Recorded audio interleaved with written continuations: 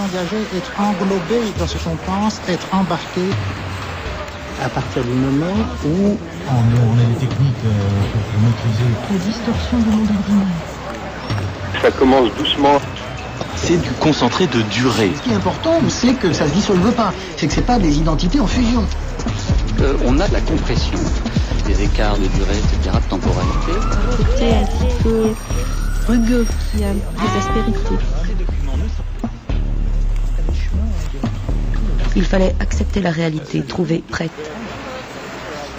Arriver à réduire toute l'apparence jusqu'à la ligne droite.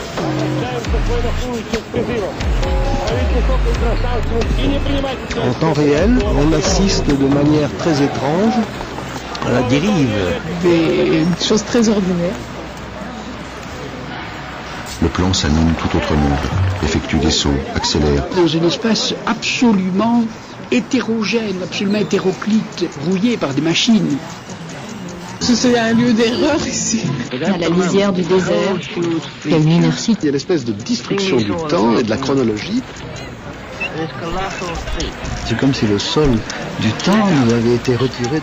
Ça pourrait être une histoire, une fiction, une centrale fictionnelle. Accepter comme espace et non pas comme une modulation environnante.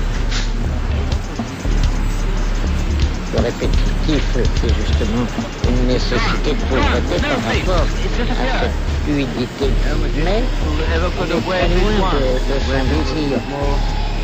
Dans ces opérations-là, comment il y a quelque chose de souterrain. C'est l'histoire. Avec des formes qui sont indéfinissables. Quand les images sont à ce point dissoutes, Ce que vous appelez des processus partiels d'instabilité contrôlée. quand le langage arrive à épuisement.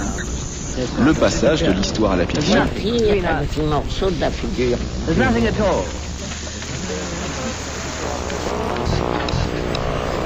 C'est pas une consolation, c'est beaucoup plus que ça.